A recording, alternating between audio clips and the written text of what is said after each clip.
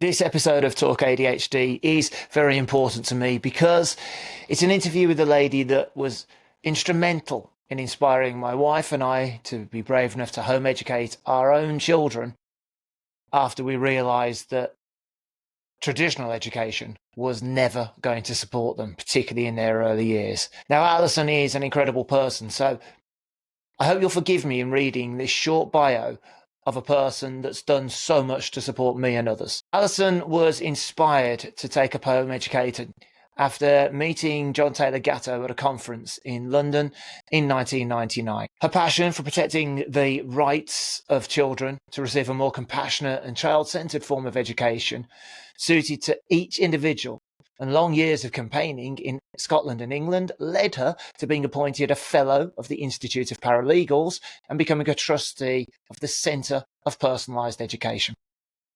Along the way, she's trained local authorities in England and Scotland in elective home education and the law and developed a legal framework and protocols for flexi-schooling.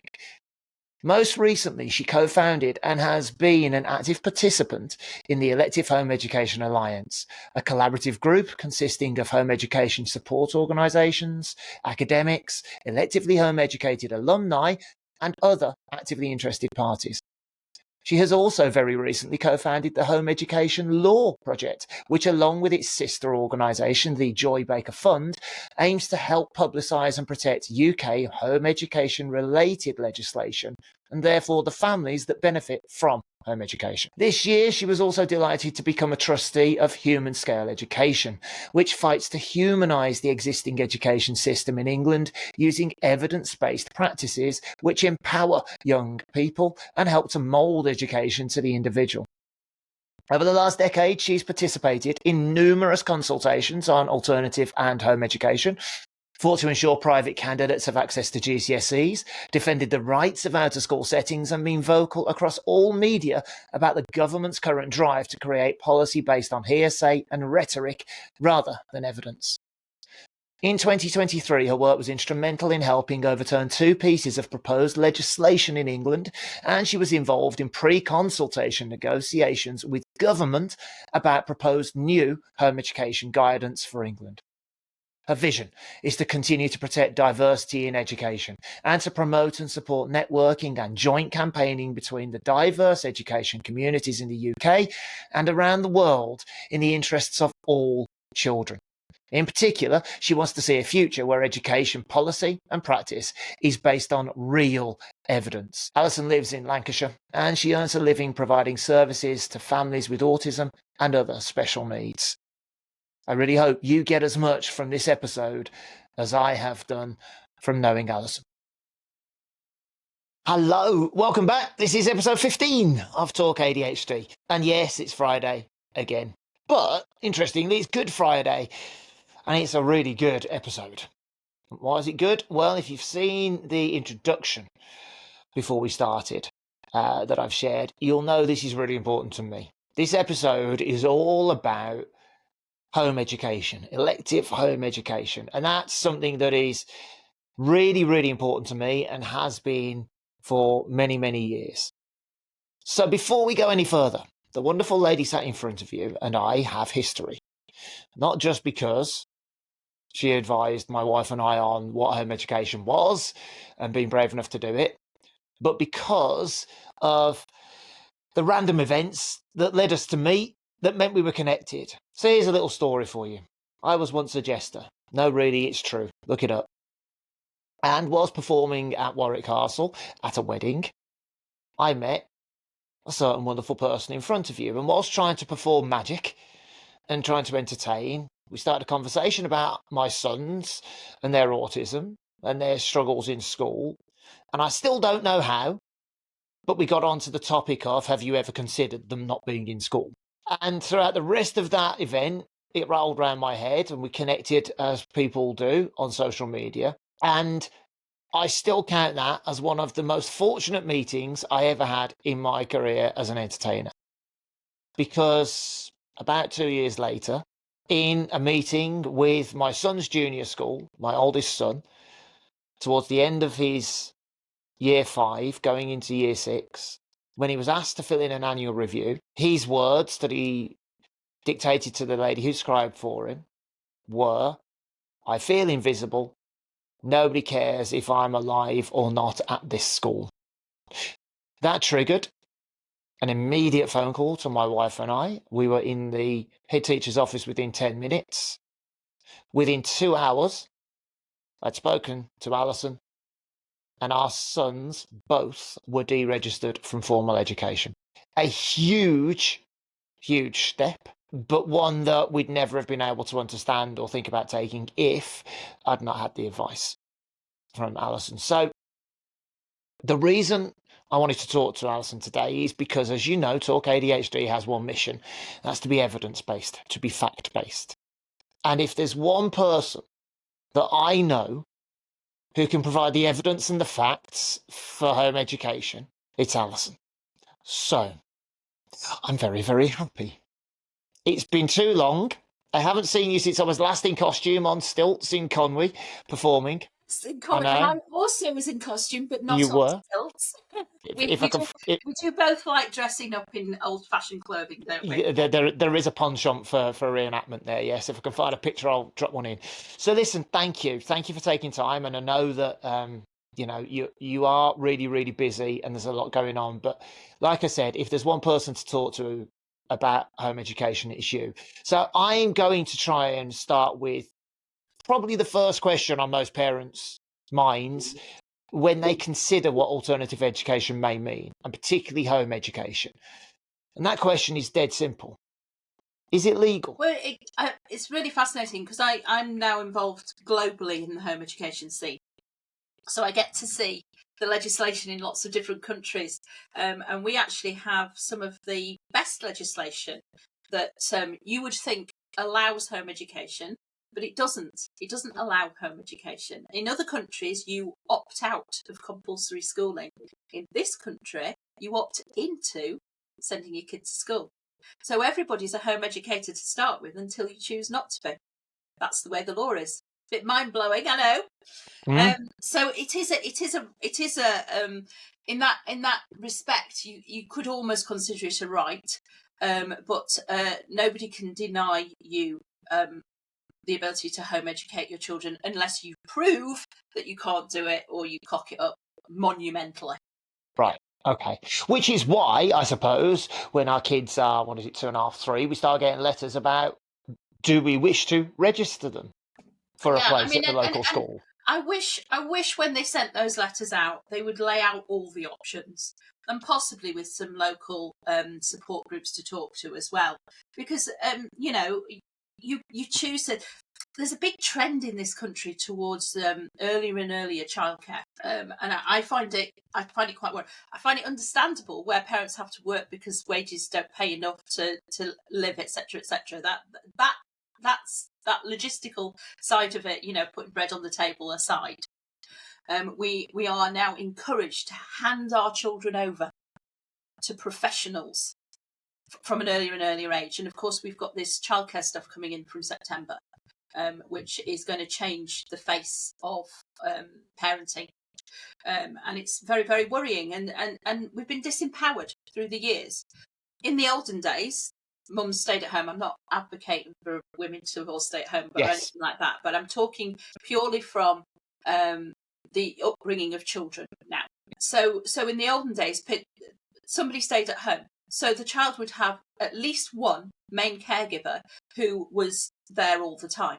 They weren't in a room full of other children that they didn't know. They weren't with strangers. They weren't with somebody who changed from day to day, etc. And that attachment is very important.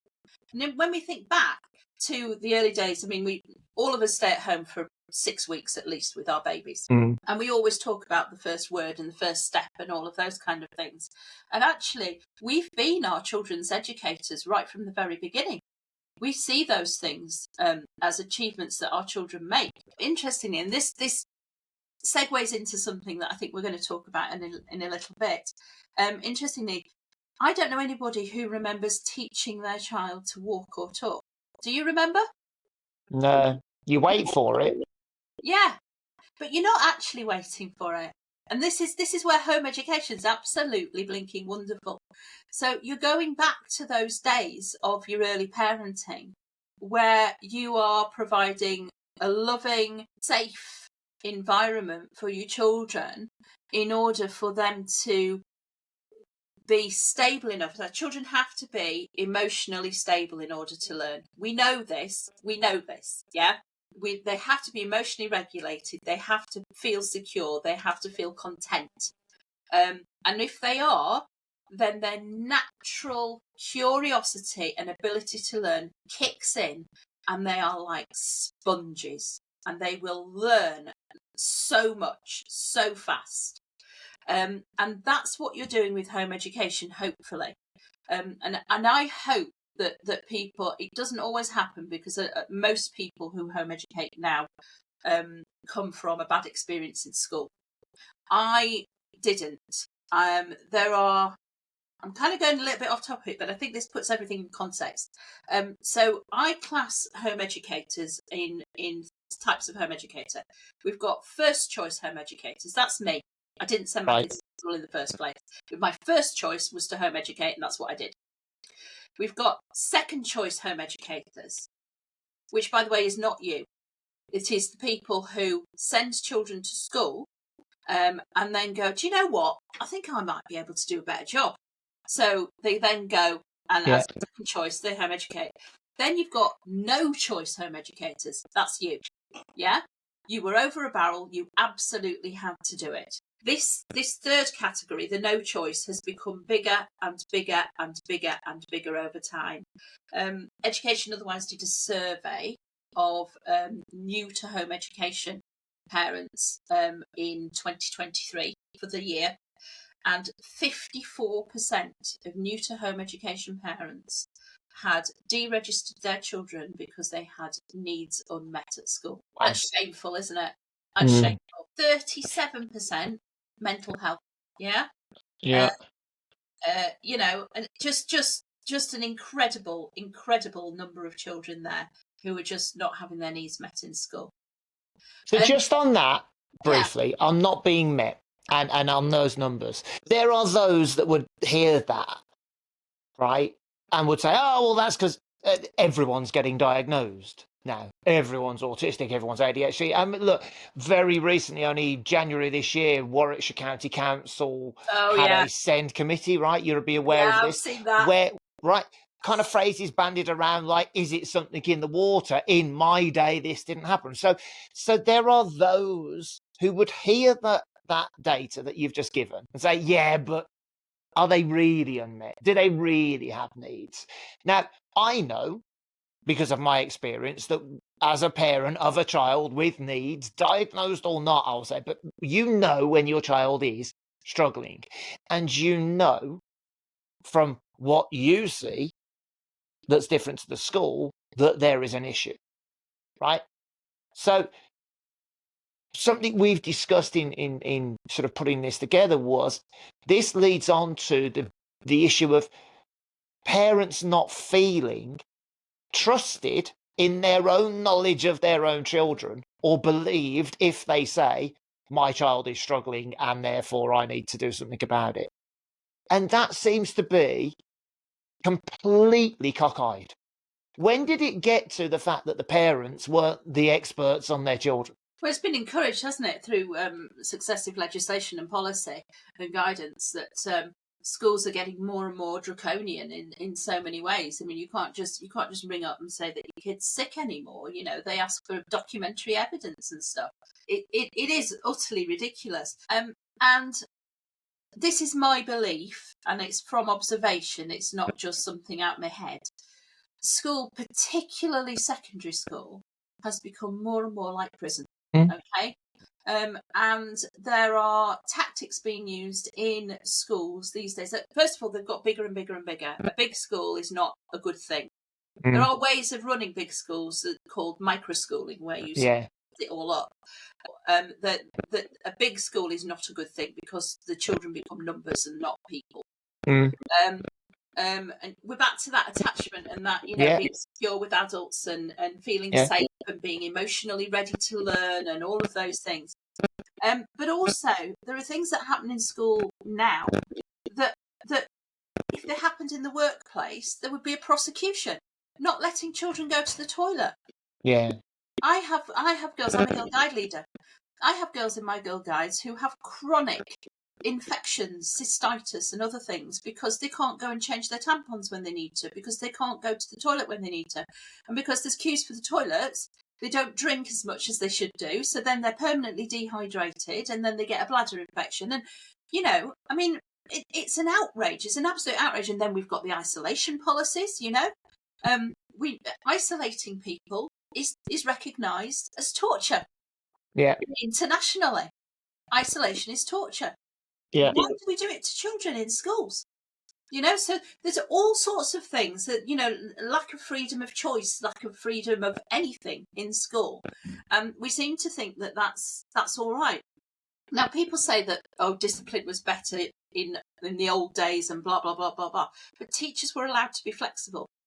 Teachers are not allowed to be flexible now. I have teacher friends who are told what techniques they have to use in their own classroom. Not just the subjects that they teach, but the way they teach. When they're allowed to have children put their hands up, that they have to get every child to answer a question every day. What happens if you've got little Johnny at the back who doesn't like talking in public, and you demand an answer of him, and it just destroys him for the rest of the day? So I guess where my head goes is, and I want to be really clear about this to everyone that listens, whose children are in school and you feel you have this isn't to bash school. No. But the point of this is, this has changed over time. I don't think anyone can deny, you and I were notably children of the 70s, 80s, right? Our experience of school was very different. It was very, very different. Those high fences, they all 12-foot fences now, don't they? Exactly. Didn't have that, right? So as an alternative then, home education, right, takes us back to giving parents, as the phrase I use, agency over how their children learn. Yeah. Now, if we put aside for a minute the maybe wider opinions of the explosion of diagnosis or not, and we just say a parent recognises need like we did. Mm-hmm. The thing I hear all the time when I talk about this is that people still believe that when we deregister our child, we are legally bound to follow the national curriculum. Right. That they take exams and follow the same path that they would in school, but just at home. Now, my understanding from you and from experience is there's a very big difference between the term school at home and home education. Can you give us the sort of real explanation of how are the two different? And again, just from a legal perspective, yes or no, do we have to do those things? Okay, before we do this, I'm just going to say, disclaimer, my child's in school. My youngest is actually chose to go to school when she was 11, and I have no problem with that whatsoever. And she's had a great experience in school, and she's about to go to university. So, I am not anti-school at all. I am anti some school policies, which I think are appalling. I'm with that. So the national curriculum is something that was introduced in the 90s. It's very new, really, in that respect, and it only applies to state-maintained schools. It doesn't actually apply to anybody else in the entire country. So it only applies to a narrow number of schools. And we don't have a national curriculum for everybody. We don't have a statutory curriculum. So what the law actually says is that a parent, this is the Education Act 1996, Section 7, and this tells you how much of a nerd I am, that a parent shall cause the child to receive an education that's suitable to their age, ability, aptitude, and any special educational needs they may have. So basically, you're charged as a parent with making sure that your kid receives a bespoke education. You can do it either by attendance at school or otherwise. That's where Education Otherwise gets its name from, by the way. They're the main home education support charity in the country. So that's it. You have to provide a bespoke education. There's nothing about minimum standards of literacy. There's nothing in the law about any of that stuff. there is some case law, and my favourite bit of case law that says that an education is suitable if it enables the child to live in the community in which they are a part, so your community, whatever that happens to be, and doesn't foreclose the child's options to do something different later on. So, in other words, if you were living in let's say you were Gypsy Roma traveller, you would be, and you lived in a van, you would educate your child to live in that community, which is a very unique, special community with very distinct features. You would teach them, you would enable them to exist in that community, but you would be not fulfilling your obligations if you didn't ensure, as far as possible, that they were literate and numerate. Because if they decided to leave that community and go and live in the outside world, there would be forms to fill in. There would be things they would have to do that would mean that they would have to be literate and numerate. So really, it's about making your kid ready to be an adult as far as is possible in whatever way. Now, that might include GCSEs. It might include going to college. It might include university. It might not. It might not. It might be an informal apprenticeship with your mate down the road who's a world-class joiner, So it can be anything you want it to be. So home education isn't about sitting your kid at the kitchen table with a workbook. That may be an element of it. It may be an element of it. And I am the first to say that I did a lot of that. I did what we call semi-structured education. So my kids had a certain amount of things that they had to do. I made them track the national curriculum roughly for maths, science and English. Right. Nothing else, just those. And that's easy to do. You can do that easy peasy. When you've got an 8-year-old, that takes about an hour a day. It's something and nothing. And then the rest of the time, they learn to self-manage. They learn to get on with other people. We are not socially isolated, because that's another myth, isn't it? Oh my God, home educate. How will your kids learn to get on with other kids? Well, can I just say that the only time your child will ever be with a very narrow selection of people is either school, the army, or prison. Yeah. It's a very artificial socializing experience. The other thing is that there's this ridiculous myth that children learn social skills from other children. You don't learn social skills from other children. If you were wanted to be a brain surgeon, right? Would they stick you in a room full of other people that wanted to be a brain surgeon and tell you to get on with it? No, they wouldn't.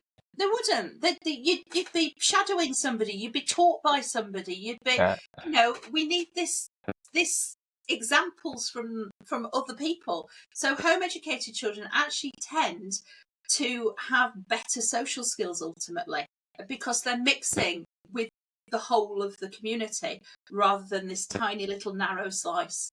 Actually, in home education, our children interacted with more people of different ages, of different abilities, of different backgrounds, in a healthier, more supportive way than they ever did in school. And that's just a truism. And both our sons, who from a very young age were more comfortable around adults, thrived within home education, because guess what? They were with more adults. They were with more adults who understood why they were home educated. And so they were treated with a level of maturity and understanding and respect that I'm afraid they don't get treated with very commonly in school. I think that was one of the first times for me when we started to see that happening. We went, oh, this is different. This is better. This is giving them the chance to do. It's interesting, though, that the model of school, right, is seen as so almost virtuous. It has to be. That's the model. That's what we're all told. Most of us do it. Yet the one thing that stopped happening fast after we home educated, that had happened every single school day since they first went till the day we deregistered, was when our kids got home from school, we didn't have meltdowns, tantrums, or emotional outbursts anymore. And every day we would have that when they were in school. And it flitted between teachers saying, they've been perfect, great day. They've been really well behaved, really lovely to have them. Get behind closed doors, World War III. Crying, ignoring, not eating, 4 hours to do a piece of handwriting. We'd sit there going, I don't get this, makes no sense. Because we don't see what you see. Literally, within, I would say, the first 4 weeks of being home educated and them really knowing they were never going back, their behaviour changed. were They just in the suddenly wrong became place. secure. Yeah. A little story about how I came to home education feeds into this socialization thing. So I went to it was 1999, and I went to a conference about home education, which I'd never heard of, in London, in Holloway. We were at the Quaker Meeting House in Holloway, which is a lovely building, absolutely gorgeous building. And I met people. They were the movers and shakers of the time, including people like John Taylor Gatto and Roland Megan and people like that. And that was all fantastic and amazing and whatever. But it was lunchtime, and we all went into the courtyard in the middle of this building and to eat our packed lunches. And all the children that had come, and there were children from all over Europe there. Not everybody spoke English. And this is really important. Not all the children spoke English. I would say the eldest child was possibly 19, and the youngest were my son and his friend, who were 2 at the time, 2 years old, and only just 2 and a bit. And some genius, don't know who, one of the kids had a tennis ball in their pocket, and they dropped it on the floor, and everybody had a game of kicking the ball around. There was no competitive behaviour. There was no bullying. The older ones made sure all the little ones got a turn, including the 2-year-olds. Everybody had an awesome time. Everybody was respectful to each other, and it was just totally natural and organic. It just happened. Nobody organised it. Yeah. Nobody said, why don't you? It just happened. And this is proper grown-up social skills. Yeah. And it was completely demonstrated to me that children didn't have to run around in a playground screaming. There must have been 30 kids, but nobody was running around screaming. Nobody was dysregulated. Nobody felt like they had to be better than anybody else or shove everybody else out the way. They just had a good time, and they didn't even speak the same language. No. It was awesome. And I went home and I said to my husband, this is what children are supposed to be like. Yeah, exactly. And that's why I did it from the beginning. I get it. So if the principle, let's call it that, of home education is what we do with our toddlers, which is giving them the environment, the opportunity, and the aptitude to learn in a way that is beneficial to them, that engages them, without enforced pressure of meeting targets, meeting anything, just learn. Why do you think there is still so much negativity outside of the home education world about what it means? Why, for example, are so many home educated parents still accused of removing their children from education to hide them, to in some way cause them harm, to do them detriment? What do you think causes that attitude? Okay, well, first of all, just some facts, because we know that home educated children are not more likely to end up being discovered under the floorboards, because we'd be finding them left, right, and centre right now, wouldn't we? Yeah. So if we're going to talk evidence based, but all the time we get this in Parliament. Oh, it's a risk. Who's got oversight of the children? The parents have oversight of the children. They still have neighbours. They still have doctors and dentists and opticians and blah blah blah blah blah. Yeah. Don't talk stupid. These children are not at risk. You weren't bothered about them when they were 2 years old. Why are you bothered about them just because they've magically turned 5? Yeah. Are parents magically dangerous to their children between the ages of 5 and 16? Yeah. Right. Okay. So pushing that myth out of the way, and it really is a myth, and it's fed into as well by the way that the data is presented from where they investigate serious cases is completely screwed. If there's a hint of home education ever being involved in a child's life, the conclusion at the end of the serious case review will be, we need to clamp down on home education. Yeah. And you go and look at those reports, and home education's got absolutely nothing to do with what reason the kid died, and they were already known to at least 5 different agencies, the police, the this, the that, the other, and they all dropped the ball, so let's go blame home education. And this is the same thing. So home education gets blamed because they don't want to look at themselves as having failed. They want to find the low-hanging fruit. They want to point at home education and say it's therefore, if that kid had been in school, that wouldn't have happened. Not true. No. Also, by home educating, it's a little bit the same. I don't know whether everybody experiences this. I believe they do. But when you have a baby, okay, you make choices about how you're going to have that baby. So if you make the unusual choices, so I made the unusual choice to have a home birth, right? Yeah. All of a sudden, loads of people stopped talking to me, right? I made the choice to bed share and to breastfeed. Oh my God, all the formula feeders wouldn't speak to me anymore. I think it's a psychological phenomenon where if you choose something that somebody else doesn't choose, and this is not about criticising other choices, if you choose something somebody else doesn't choose, there's something in their brain that switches into, oh, she's having a go at me. Yeah. And I think this happens with choice of school or not school as well. If you choose to home educate and your neighbour or your sister doesn't, they find that very difficult. And some of it might be because they know in their heart of hearts that for them, home education also might be the best choice, but they can't do it. They might not be able to do it financially or whatever. And that's okay. It's actually okay. But we don't have those conversations.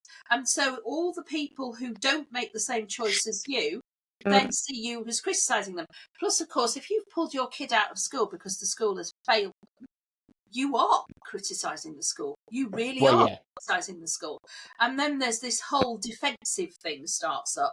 We've got loads of parents now who the schools have reported them to social services for deregistering their child, and it's just a backside covering exercise because they know they failed the child and they just want to find something else to blame.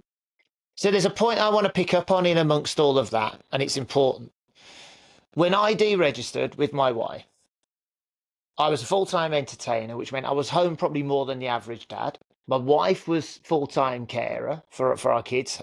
Whilst we weren't rich by any means, we were able to make the financial decision to home educate. Yeah. Okay. We scraped by more than we flourished, but we did it. I've been asked quite a lot recently, particularly on LinkedIn. Oh, what's the biggest change you could see in terms of support for education for parents? And time again, I have said that if a parent chooses alternative education provision for their child, they are financially supported and compensated to enable them to make that decision.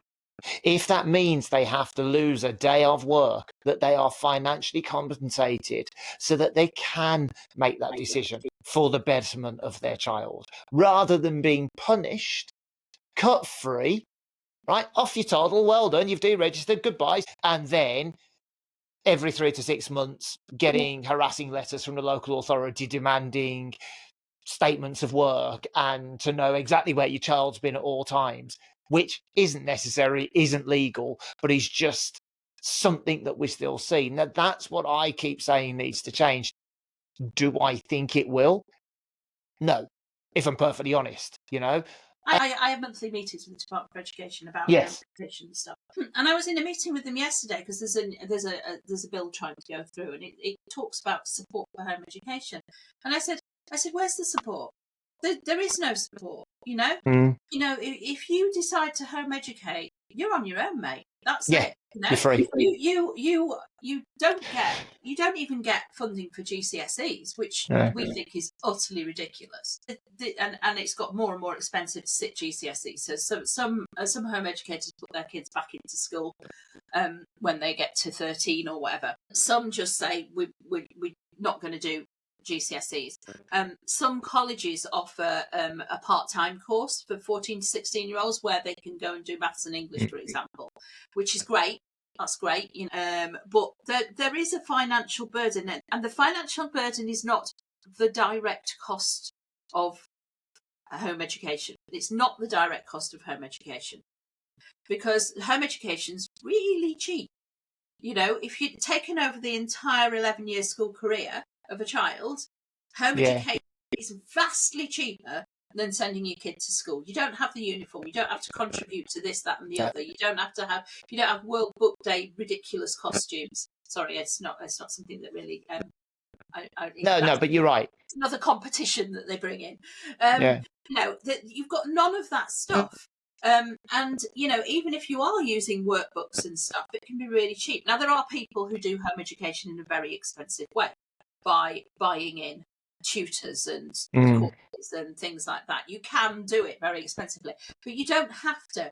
And for yourself, you bought books from secondhand bookshops and charity shops and stuff, and you just left them lying around the house, and the kids just educate themselves. If the resources there, and it can be cheap as chips.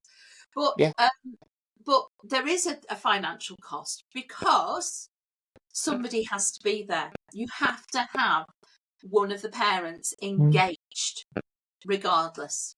So that parent can't do a full-time job of work, for example. No. I mean, I've known parents who work shifts and manage it between them. Like that, or you can do a job from home, or there are lots and lots of options where you can work around it in some ways, but you are giving up the potential of a full-time income, but at the end of the day, are you really? You are if you've got a young child. If you've got an older child, then to a certain extent, so long as you've got them going on the path and they understand that they have to do X, Y, and Z today, and then they've got to go and meet Frederica over in the next town and get on the bus, it's okay, so long as you've still got that involvement, and you can go out and get a part-time job or whatever it is.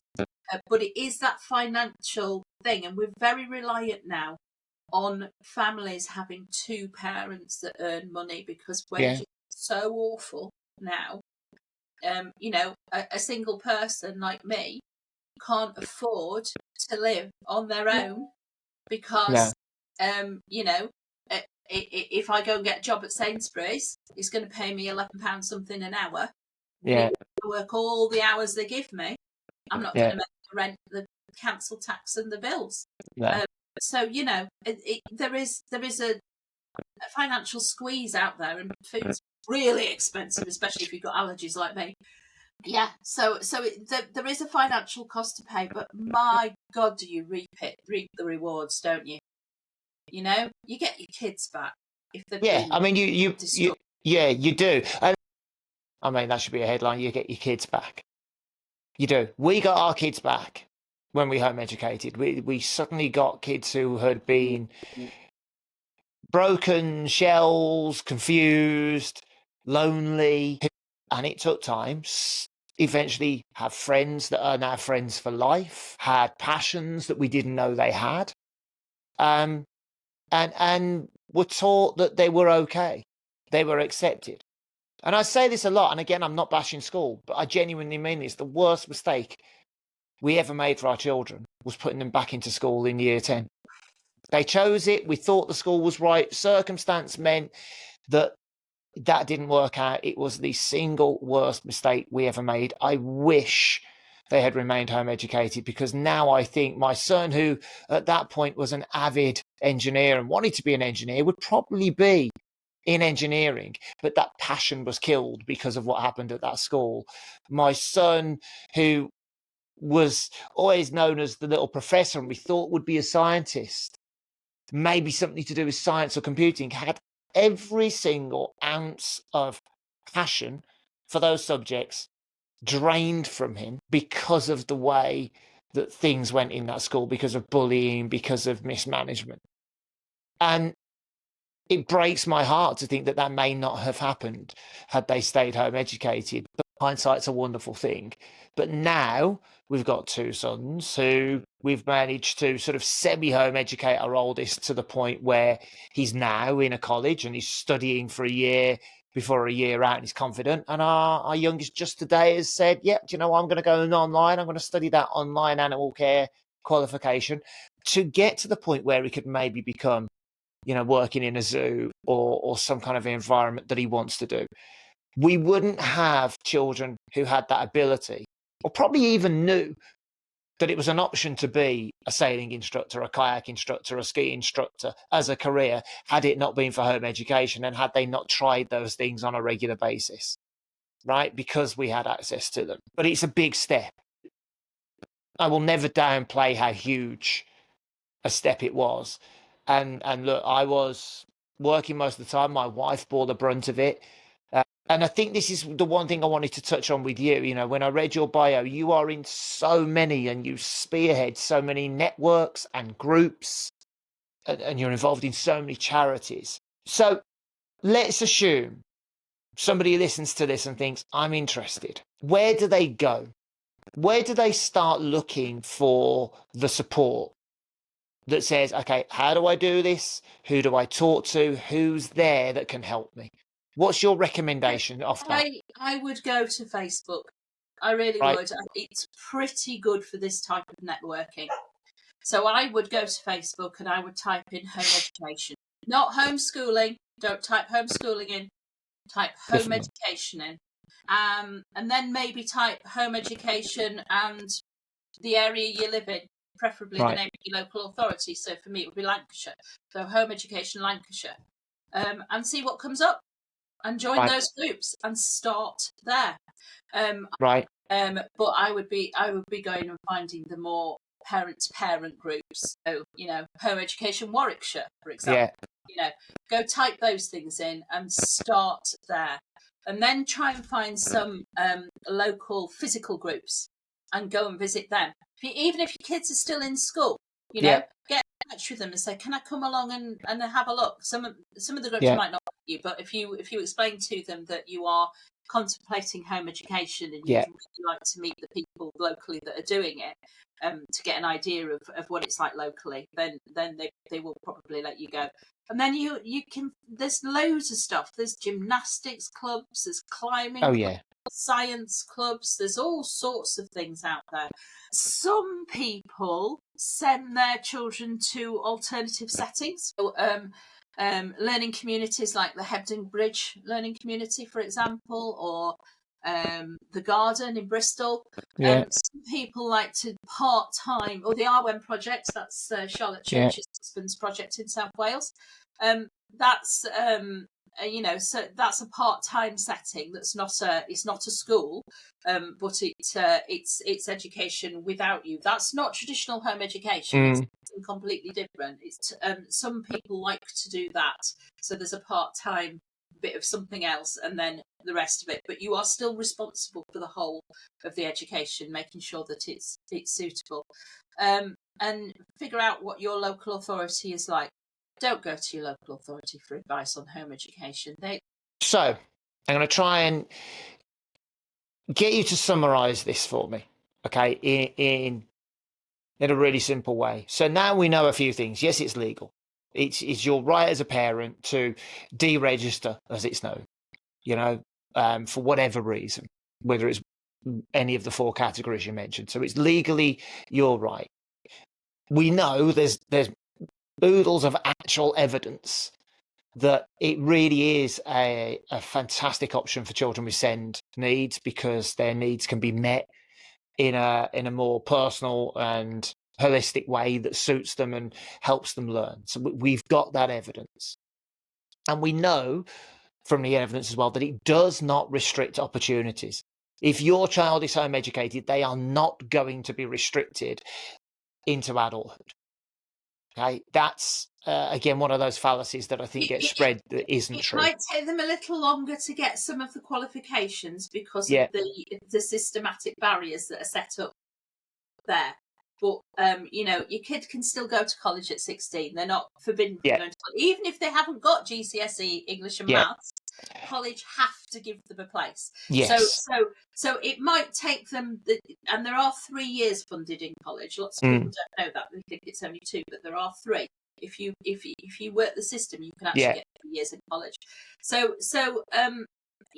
That they might take a couple of years longer to get there, but it's not a race. So, given you're the person that inspired my wife and I, and you made us feel like this was okay and it was right and it was safe and it was, what's your message to anyone who listens to this and thinks, is this something I might be able to do, or I think it's for us? What would be your biggest takeaway for people? I think you need to have the courage of your convictions, and you need to remember that at the very heart of all of this is the health and happiness of your own child. And you are in charge of making sure that nobody else is in charge of making sure that your child is healthy and happy. It's you. That is your responsibility. That's the responsibility you were given when you were given a child. And so remember that the child's at the heart of it. Cut all the naysayers out, ignore all the rest of it, and really think about what's the right thing for your child, and then find a way to give your child what is right for them. Sage advice, nothing I wouldn't have expected from you. The one thing I want to say just before wrapping this up is we're only able to give you a very surface level understanding of home education. But as Alison has quite rightly said, there is tons of information, good information from people living it and doing it with positive experiences. And she's right, Facebook is the go-to place. It still is, right? So if you even consider it, please go take a look, reach out.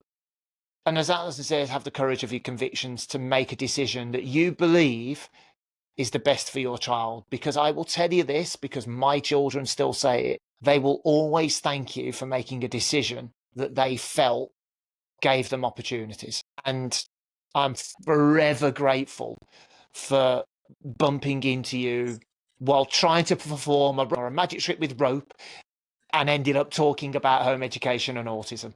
So I will share all of your links to your work, to the groups, to how people can reach out to get advice from you. But Alison, all that remains to say is it's been far too long since we've spoken, so I'm delighted to have got an hour or so with you. And thank you. And folks, I'll see you again, hopefully with Andrew, for the next episode of Talk ADHD really, really soon. So thank you. See you next week.